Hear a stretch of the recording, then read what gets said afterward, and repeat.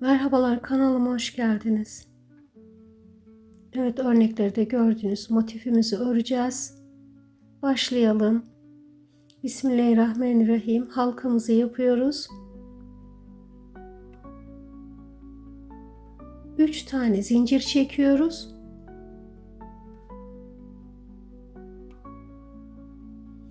Ve halkanın içerisine 15 tane trabzan örüyoruz.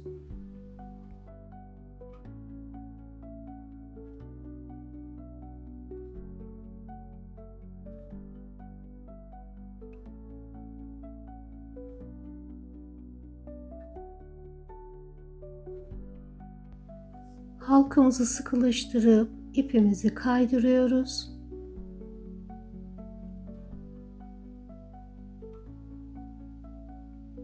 Bir tane zincir çekiyoruz ve ipi kaydırdığımız ilmekten başlayıp her ilmeğin içerisine bir tane sık iğne örüyoruz.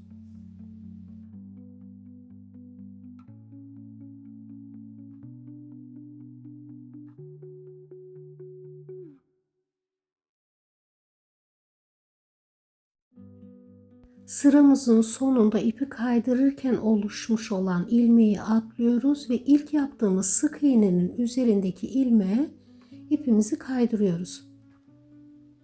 Bir tane ilmek yapıyoruz ve bırakıyoruz. İkinci ipimize ilmek yapıyoruz.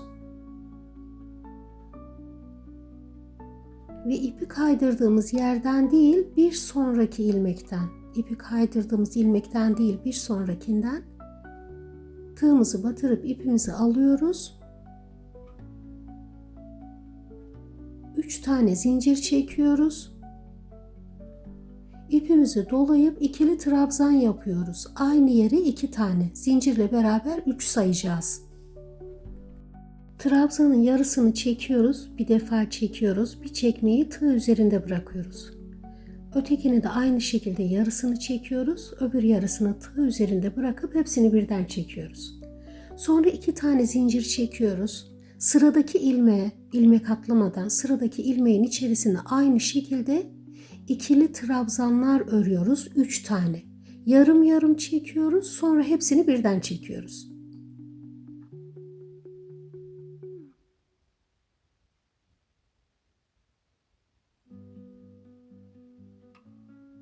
Yarısını çekiyorum, yarısını bırakıyorum. Bir daha doluyorum. Bir defa çekiyorum, öbürünü bırakıyorum. Tekrar yarısını çekiyorum ve son çekişte hepsini beraber çekiyorum. Bu şekilde tamamlıyorum sıramı. Şu sondaki ipi kaydırırken oluşan ilmeğin içerisine de aynı şekilde 3 tane trabzan örüyorum. İpi kaydırırken oluşmuştu bu ilmek. O ilmeğe de 3 tane trabzan örüyorum aynı şekilde. Şimdi ipi kaydırdığım yere de aynı şekilde trabzan örüyorum. Bu şekilde yapınca daha düzgün duruyor.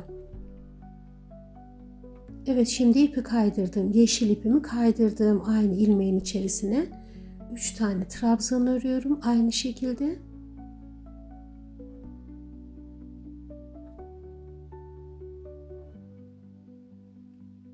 İki tane zincir çekiyorum. İpimi kaydırıp bitiriyorum. 16 tane badem örmüş olduk bu şekilde.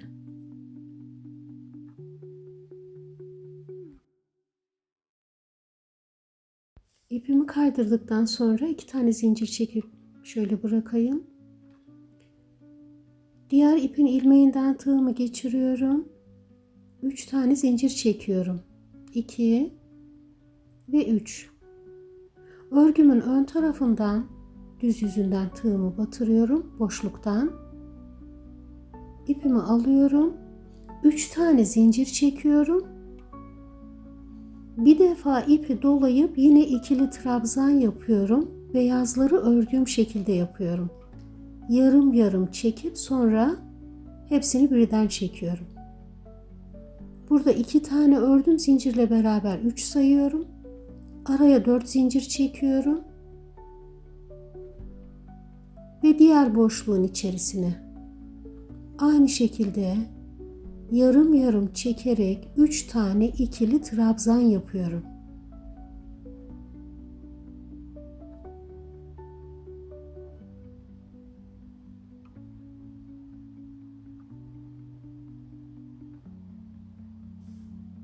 Beyaz ipimi öne alıyorum ve diğer boşluğa geçiyorum.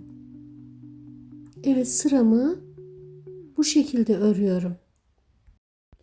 3 trabzan 4 zincir şeklinde.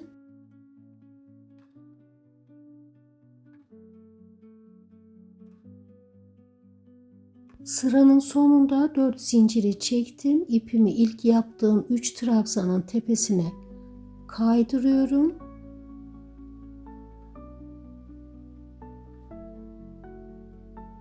İki tane zincir çekip bırakıyorum. Beyaz ipime geçiyorum. 2 tane zincir çekerek bırakmıştım. Bu zincirleri 5'e tamamlıyorum. Sonra sıradaki beyaz bademin tepesine sık iğne ile kapatıyorum. Tekrar 5 zincir çekiyorum. 2, 3, 4, 5. Sıradaki bademin, beyaz bademin tepesine sık iğne ile kapatıyorum. Farklı bir şey yok. Bu sıramızı bu şekilde örüyoruz.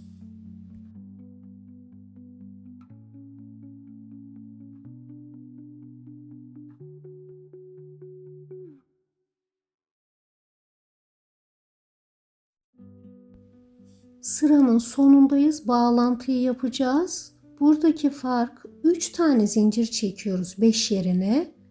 Sonra bir defa dolayıp şu ilk zincir çıktığım bademin tepesine trabzanla bağlıyorum. 3 zincir çektim. Bir defa dolayıp ikili trabzanla oraya bağladım.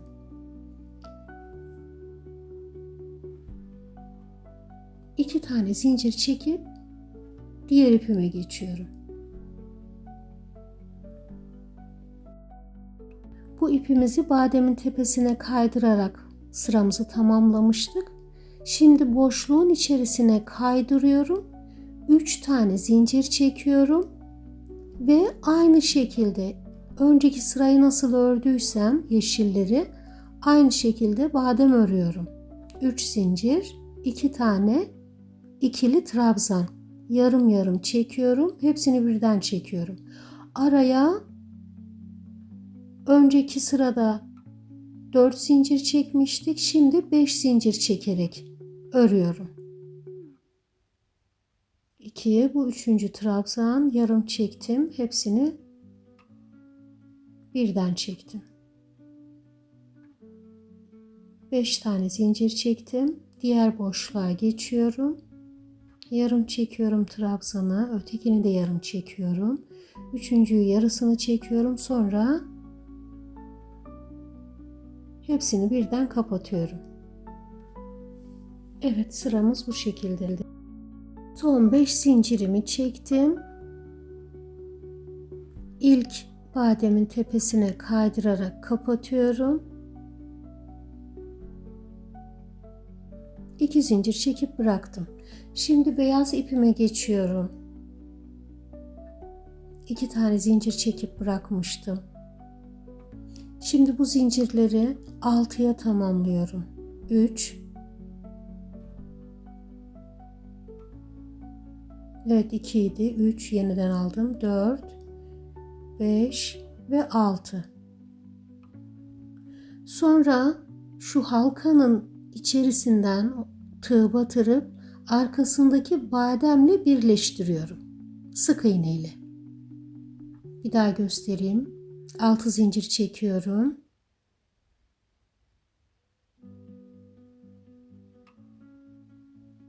Halkanın içinden tığımı batırıyorum. Arkadaki bademin tepesinden tığı geçirip ikisini birleştirerek sık iğne ile kapatıyorum.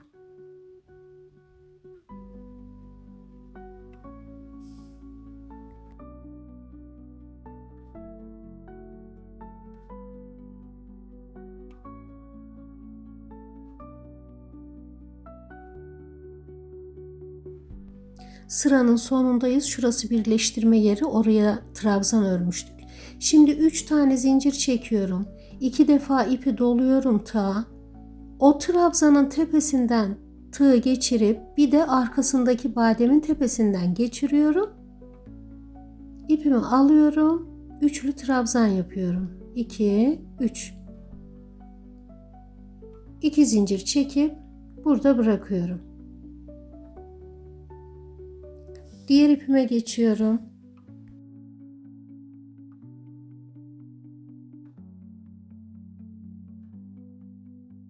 İki zincir çekip bırakmıştım. 3'e tamamlıyorum.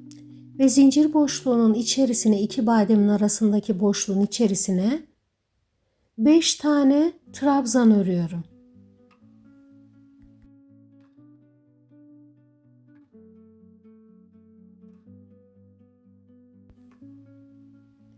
Trabzanların tepesine de bir tane trabzan örüyorum. Evet, şuraya. Sonra öteki boşluğa geçiyorum. Aynı şekilde dolduruyorum. Arada zincir çekmiyorum gördüğünüz gibi. 3 boşluğu bu şekilde dolduruyorum. 4. boşluğa köşe yapacağız.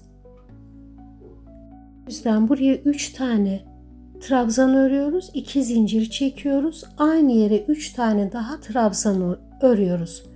Burası motifimizin köşesi olmuş oluyor.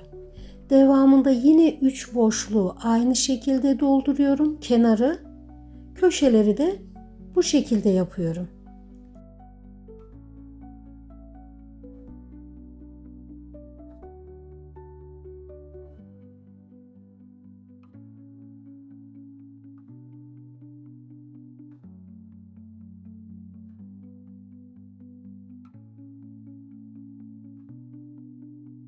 Evet, son köşemizi de yaptık. İlk yaptığımız trabzanın tepesine ipimizi kaydırıyoruz. Ve bu renkle işimizi bitiriyoruz. Diğer ipimizi alıyoruz. 2 tane zincir çekmiştik. Bunu 7'ye tamamlıyoruz.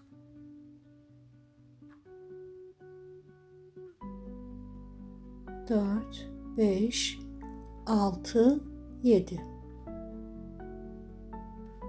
Öteki halkanın içinden tığımızı geçirip arkadaki bademle birleştiriyoruz sık iğne ile.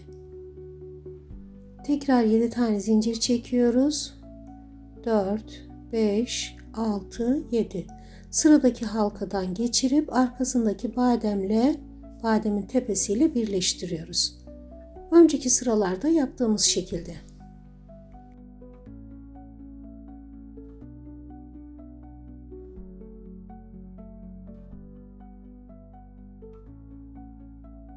Son 7 zincirimi çektim. Şurası geçiş noktasıydı. Burada üçlü trabzan yapmıştım. O trabzanın tepesinden tığımı batırıyorum. Arkadaki badenin tepesiyle birleştiriyorum sık iğne ile. Kapatıp bitiriyorum.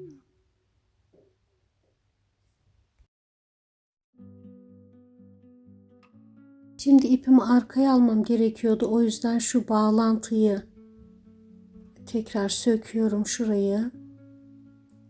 Beyaz ipimi arkaya alacağım. Aldıktan sonra kapatıyorum tekrar.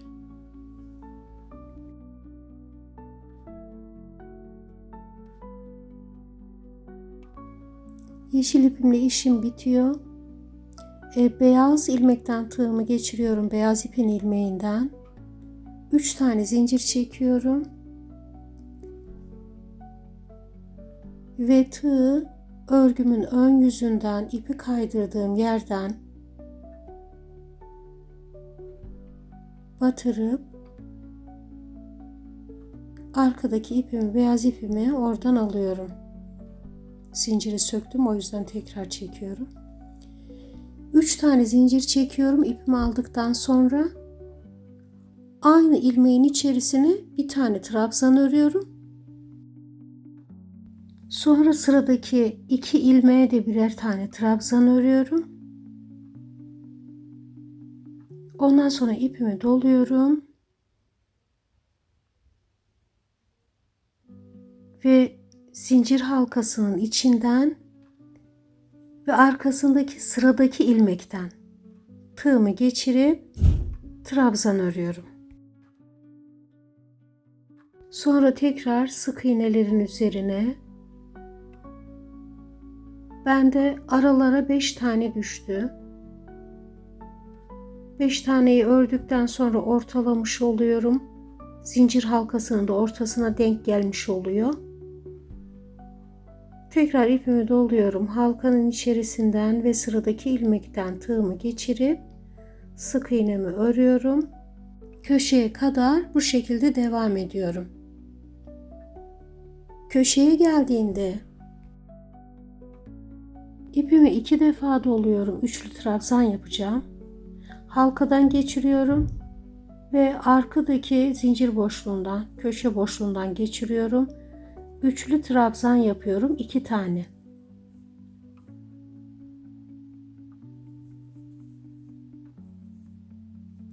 İki tane zincir çekiyorum. Aynı yere 2 tane daha aynı şekilde üçlü trabzan örüyorum.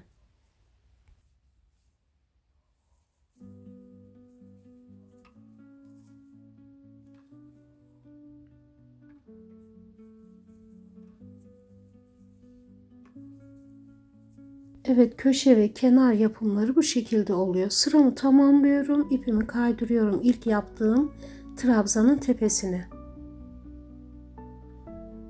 Ve bir tane ilmek yapıp bitiriyorum.